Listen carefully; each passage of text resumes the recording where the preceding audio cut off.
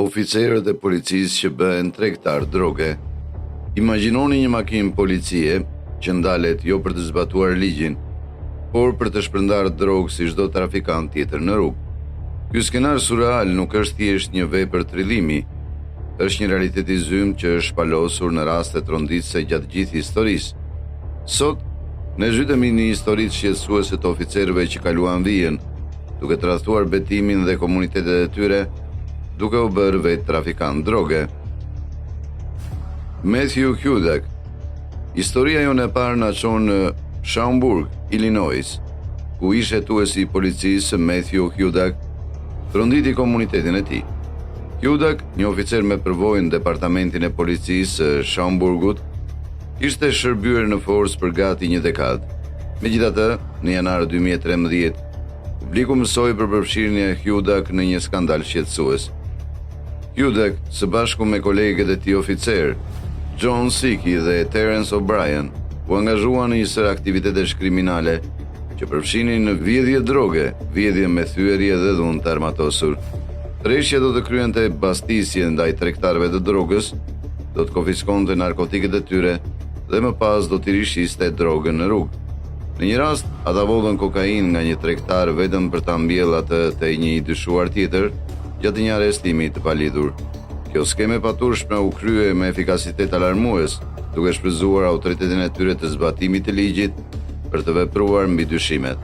Aktivitetet e tyre kriminale dolën në dritë kur një tregtar droge, që kishte punuar me ta, u arrestua dhe zbuloi operacionet e tyre.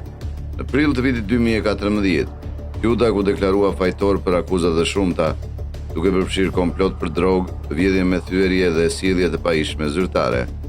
Ai u dënua me 26 vjet burg, duke shënuar një rënje dramatike nga hiri për një njeri që dikur shihej si mbrojtës i komunitetit. Grace Rose Bass.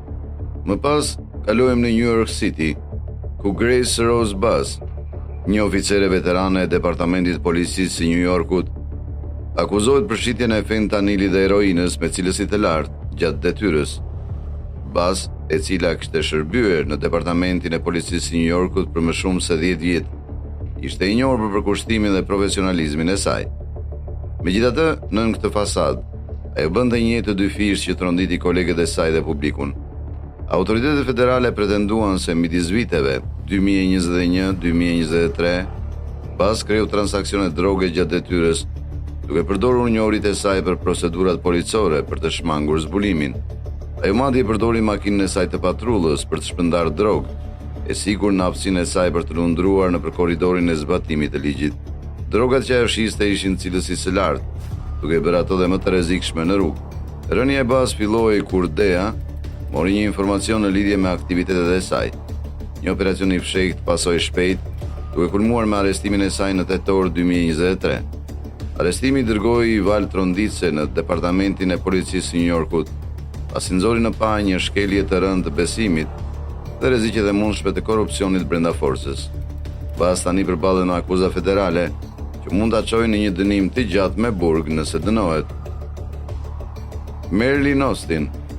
Historia e Marilyn Austin është një tjetër kapitull i errët në historinë e departamentit të policisë së New Yorkut. Austin, i cili u bashkua departamentit në vitin 2002, u shpallfajtor në nëntor 2016 për ndihmën ndaj një trafikanti famkeq droge, duke ofruar mbrojtje dhe mbështetje logjistike. Ndryshe nga disa raste të tjera, përfshirja e Austin ishte me drejt për drejt, pasi ai mori pjesë aktive në operacionet kriminale. Veprimet e Austinit përfshinin transportimin e trafikantit për në dhe nga pazaret e drogës, mbajtjen e armëve të zjarrit për të siguruar mbrojtjen e tyre dhe përdorimin e njohurive të tip policore për të lundruar në peizazhin ligjor. Në disa raste, Austin përdori automjetin e tij të policisë dhe armën e shërbimit gjatë këtyre aktiviteteve të palishme. Përfshirja e tij e thellë me trafikantin, të cilin e konsideronte mik, zgjati disa vite. Austin nuk ka përfundimisht kur një hetim federal zbuloi aktivitetet e tij. Gjatë gjyqit të tij, u zbulua se ai kishte përdorur pozicionin e tij për të lehtësuar operacionet e tregtarit, duke vepruar në mënyrë efektive si truproj dhe shofer. Dënimi i tij rezultoi në një dënim me 20 vjet burg, duke dhënë fund karrierës së tij të korruptuar. Çështja mori një kthes më të errët kur Robert Bishun, tregtari i drogës, që do dëshmonte kundër Austin, u gjeti vrarë brutalisht. Bishon, 36 vjeç, u gjeti mbytur në pjesën e pasme të BMW-s së tij me një zinxhir rreth qafës, në atë që u përshkrua si një vrasje me pagesë. Ai pritet dëshmonte kundër Austin, duke hedhur dritë mbi aktivitetet e tyre kriminale midis viteve 2010-2014. David Asbury. Në Detroit, historia e David Asbury dhe partnerit të tij Brian Watson ofron një vështrim në thellësitë e korrupsionit policor. Asbury, një oficer policie i Detroit që nga viti 2004, u akuzua në mars 2015 për vjedhje dhe shitje droge. Asbury dhe Watson sekuestruan një seri grabitjesh që synonin tregtarët e drogës, konfiskimin e narkotikëve dhe më pas rishitjen e tyre për fitim. Hetimi zbuloi se dyshja përdori autoritetin e tyre për të kryer kërkime dhe sekuestrime të paligjshme, duke manipuluar prova dhe raportet për të mbuluar gjurmët e tyre. Ata shpesh organizonin ndalime trafiku për të grabitur korrierët e drogës dhe më vonë shisnin narkotiket e vjedhur.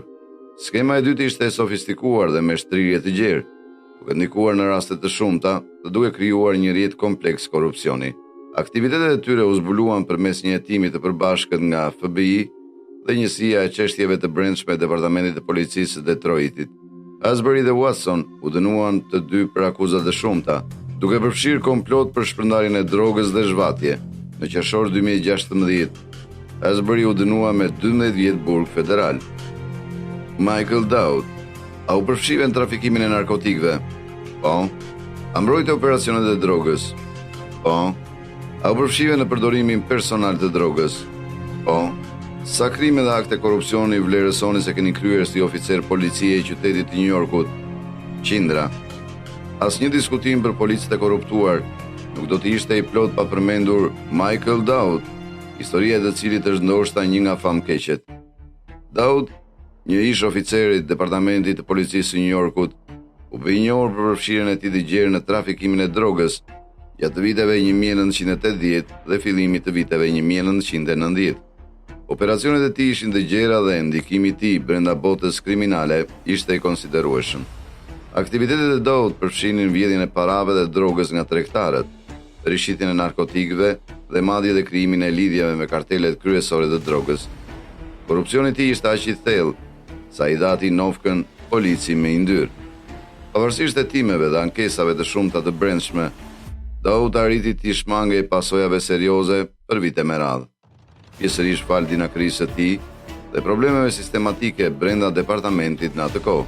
Vetëm në maj të vitit 1992, një hetim i përbashkët nga Departamenti i Policisë i New Yorkut dhe DEA i dha fund mbretërimit të Dowd.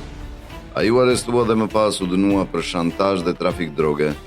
Dowd u dënua me 14 vjet burg dhe rasti i tij nxiti reforma të rëndësishme brenda Departamentit të Policisë i New Yorkut, që synonin parandalimin e sjelljeve të tilla të parapura në të ardhmen. Këto histori tradhtie brenda zbatimit të ligjit zbulojnë një realitet të trishtueshëm. Individët e betuar për të mbrojtur mund të bëhen tragjikisht vetë autor.